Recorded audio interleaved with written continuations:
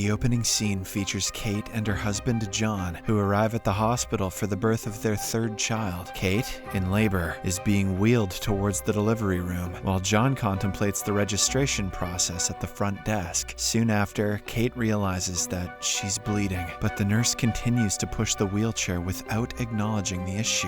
In the delivery room, Kate is in a lot of pain and asks about John's whereabouts, but nobody answers. The doctor tells her to relax, but she senses something amiss with her baby. The nurse then informs her that the baby is stillborn, but must be delivered anyway. Kate is in a state of disbelief and insists that the baby is alive. Shortly after, John enters the room with a video camera, assuring Kate that everything is fine. Just then, the nurse hands Kate a stillborn infant wrapped in a blood-stained blanket. Overwhelmed with horror, she lets out a scream of despair. John can't believe that he recorded over Simpsons reruns for this. In the next scene, Kate startles awake from a nightmarish dream and leaves her bed, making her way to the bathroom. There, she gazes at the scars on her belly and then takes a pill. The next morning, she visits her therapist, Browning, and talks about her nightmares. Browning suggests that these nightmares can be linked to her past stillbirth experience. Now that'll be $300, or the impending adoption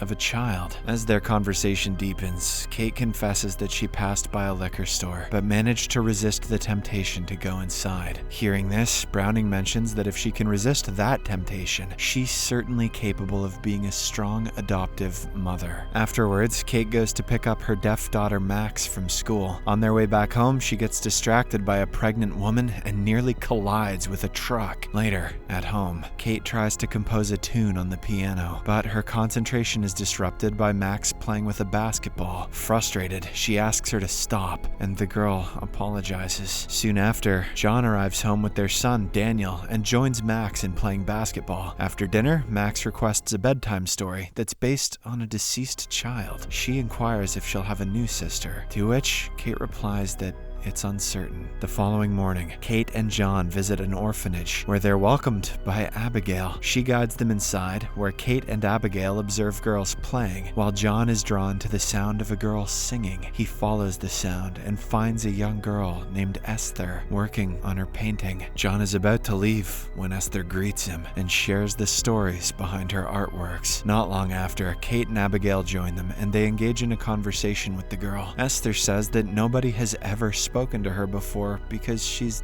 different. The couple seems to like her, so they decide to adopt her. Following this, they have a discussion with Abigail, who informs them that Esther is a bright Russian girl left at the orphanage after her guardians passed away in a house fire. Abigail assures them that she'll start the necessary paperwork soon, so that Esther can burn their house down too. The scene then shifts to 3 weeks later, and John and Kate bring Esther to their home. Max excitedly welcomes them, and Esther uses sign language she learned on the way to greet her back. She also meets Max's grandmother Barbara, and everyone offers her welcoming gifts. However, Daniel doesn't look happy and becomes envious when she gives his father a huge thank you hug. Nobody hugs Daddy but me. Later that day, Daniel brings his friends to his treehouse, where they go through adult magazines, while Esther and Max play together in the snow. At night, as John and Kate are making love, the two girls interrupt them. They say that they are scared of the lightning and want to sleep with them. The parents promptly agree, and Esther ends up sleeping next to John, seeking comfort in his presence. The following morning, as Kate prepares Max and Daniel for school, Esther descends the stairs in a fancy dress, which amuses the two kids. Kate suggests that Esther change into a more appropriate outfit for school, but she insists on wearing the dress. Kate eventually relents and drives all the children to school. At school, when the teacher introduces Esther to the class, a student named Brenda makes fun of her dress. However, Esther just responds with a stern look and proceeds to her seat. Later that day, Kate sees Esther and Max playing on a frozen stream. She hurries outside, urging them to get off the ice, and reprimands them for playing in a dangerous area. Meanwhile, Daniel is playing with a paintball gun, aiming at a pigeon. He hits the bird, causing it to suffer on the ground. Right then, Max and Esther approach him, and the latter hands him a brick, instructing him to end the pigeon's suffering. When Daniel refuses, Esther takes matters into her own hands and smashes the pigeon mercilessly. She then heads to take a bath. In the meantime, Kate enters Esther's room to put away her laundry. In one of the drawers, she discovers a Bible book with a photo of a man. She hastily puts the book back to its hidden spot. Unbeknownst to her, Esther is watching her from the bathroom. The next day at school, Daniel's friends make fun of him because of Esther, so he intentionally knocks the books from her hands. As she stoops to pick them up, Brenda seizes her Bible and tosses it, scattering its pages. Esther, in a state of distress, hastily collects the pages. While doing so, Brenda attempts to remove the ribbon around Esther's neck, but the latter scares everyone by letting out a loud scream like this.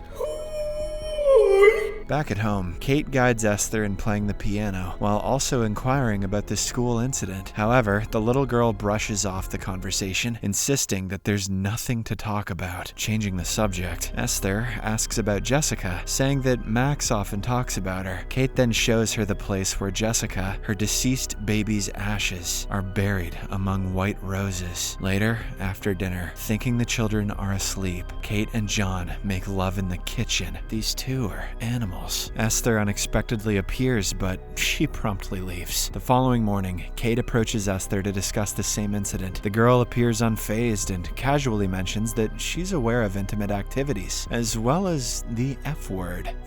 Fabulous. Later, the parents have a discussion about it, with Kate suggesting that they take Esther to see Browning. However, John thinks that this is overreacting. To take the child to therapy for just one dirty word? He and Kate fabulous in the kitchen all the time. Later on, he takes his children to a nearby park where their neighbor Joyce approaches him and begins to flirt. Esther eavesdrops on their conversation and simultaneously spots Brenda. She gives her a cold look, which makes the bully nervous. As Brenda prepares to descend from the slide, Esther shoves her from behind, causing her to break her leg. Max witnesses this, but Esther instructs her to keep it a secret. That evening, over dinner, the parents question Esther about the incident involving Brenda. She claims it was an accident, which Max confirms. While they dine, Daniel taunts Esther and begins calling her names, prompting the parents to berate him. Enraged, Daniel swears at her and leaves the table, stating that Esther is not his sister. As a punishment for his inappropriate behavior, John locks Daniel's treehouse. Later, Kate is at the grocery store with her two daughters when she receives a call from Abigail. The latter asks about Esther. Taking this opportunity, Kate steps aside and discloses all the incidents that have transpired lately. Meanwhile, Max reads her lips and conveys the information to Esther. Once they are back home, the weird girl surprises Kate by playing the piano flawlessly. Intrigued, Kate questions her about why she pretended not to know how to play, to which Esther responds that she did it for her. That same night, Kate complains to her husband about the girl, which results in a heated argument between the two. Esther overhears them and seems to be happy. A few days later, Abigail visits their residence. She speaks with the couple, expressing her concerns that something may be wrong with Esther. She even lists some past incidents where the girl tried to hurt other children. Hearing this, Kate once again urges John to take Esther to see Browning, and this time, he agrees. Meanwhile, the weird girl overhears their conversation and becomes scared, so she rushes to Max and seeks her help. The two girls then locate the keys to the treehouse, and Esther uses them to retrieve a gun from John's safe. She loads the gun with a bullet and points it at Max, scaring the little girl. After this, they hide at a nearby bridge, waiting for Abigail's car to pass. Esther instructs Max to stand in front of her car and wave to stop her. Shortly after, Abigail approaches, but Max hesitates to move. As a result, Esther pushes her onto the road, causing Abigail to slam on the brakes and swerve off the road. When she rushes to check on Max, Esther strikes her with a hammer, rendering her unconscious. She then forces Max to help in moving the body before anyone sees them. Together, they push Abigail down a hill, but she regains consciousness. Seeing this, Esther repeatedly strikes her head with the hammer until she stops breathing. breathing. Max goes to get the parachute pants. After this gruesome act, the two girls go to the treehouse, where Esther hides her blood-stained clothes and the hammer, while Max continues to cry. To keep this incident a secret, Esther scares Max, claiming that she could also go to jail for assisting her in the crime. As they climb down the treehouse, Daniel spots them from a distance, and Esther notices him too. That night, she sneaks into his room and holds him at knife point, threatening him not to utter a word. Daniel is so terrified that he wets himself. In the next scene, Kate and John take Esther to see Browning. The therapist talks to the girl while the couple waits outside. Later on, Browning assures them that the child is fine and suggests that Kate might be projecting feelings of inadequacy as a mother onto Esther. Excuse me, bitch? John agrees with his assessment, after which they depart. Back home, Kate receives a call from the orphanage, informing her that Abigail hasn't returned yet. The case involves the police, and they soon find Abigail's dead body, though presently there are no suspects. Meanwhile, Esther is seen in her room, repeatedly switching the aquarium light on and off, revealing a disturbing painting of a house and a family. Afterwards, Kate researches on signs of disturbed children and shares her findings with John, relating it to Esther's behavior. Concerned for their children's safety, Kate contacts the Russian orphanage from which Esther came, but much to her surprise, she learns that there's no record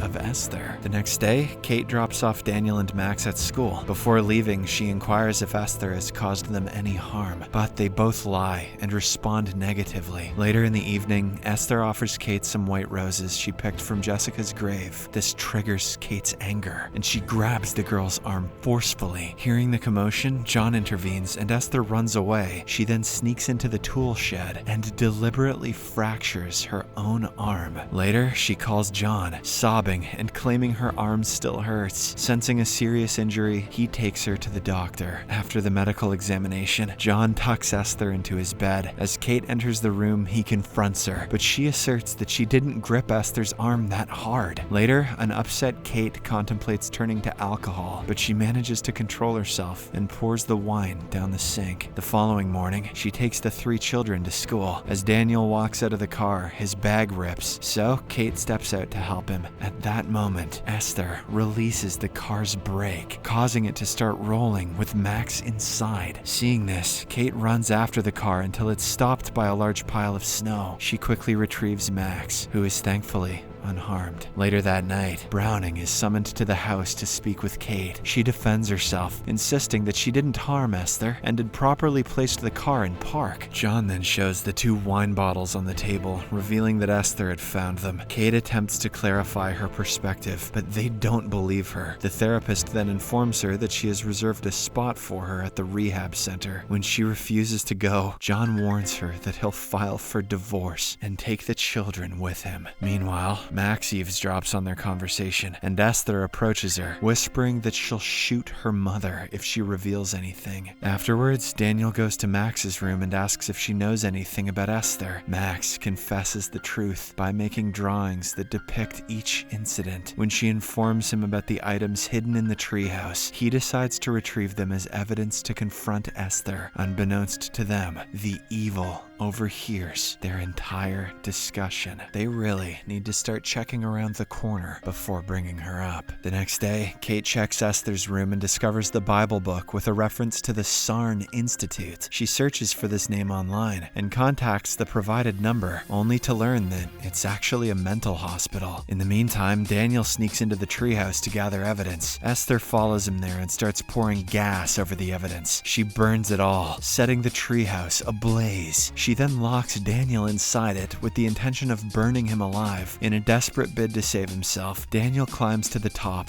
but he slips and falls, rendering himself unconscious. As Esther prepares to finish him off with a large rock, Max pushes her away. Just then, Kate notices the fire and runs to the scene. Daniel is rushed to the hospital, where the doctor delivers the grim news. The boy has suffered a severe neck injury. Concerned for their children's safety, John again urges encourages Kate to seek rehabilitation. This time, she agrees, but on the condition that Esther leaves the house. As the two are arguing, the girl stealthily enters Daniel's room and attempts to suffocate him with a pillow. But at the same time, the alarm goes off, prompting the doctors to rush in. Fortunately, they manage to resuscitate him. Suspecting that Esther is behind all of this, Kate slaps her hard, but this only results in her being restrained and sedated by the hospital staff. That night, John returns home with Max and Esther, while Kate is admitted to the hospital. Later, she receives a call from Dr. Varava from the Sarn Institute, who reveals that Esther has a hormonal disorder called hypopituitarism. Here,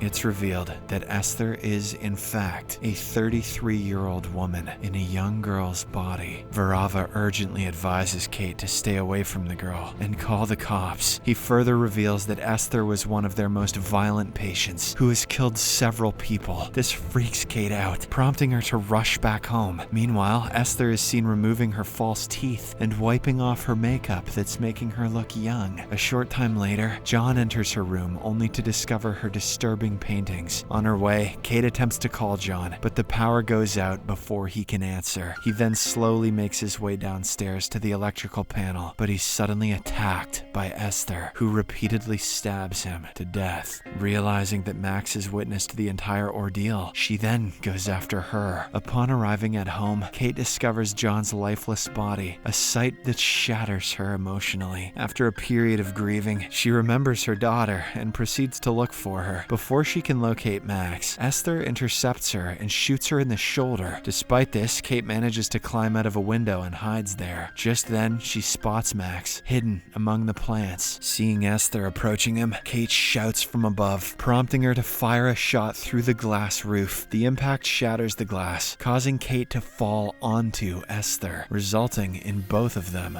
losing consciousness. Shortly after, Max awakens Kate, and the two make a run for the forest, leaving Esther behind. The police arrive and enter the house, but Esther is no longer there. Turns out that she's chasing Max and Kate with a knife. Following this, Kate and Esther tumble onto a frozen pond and engage in a fierce brawl. At the same time, Max retrieves the gun and fires a shot, cracking the ice beneath them. Both women plunge into the freezing water, but the struggle continues. At last, Kate finally manages to defeat the evil girl by kicking her inside the water. The police also arrive at the scene, bringing the movie to an end. Subscribe for more videos like this, turn on notifications, and leave a like to help the channel out. Thank you for watching.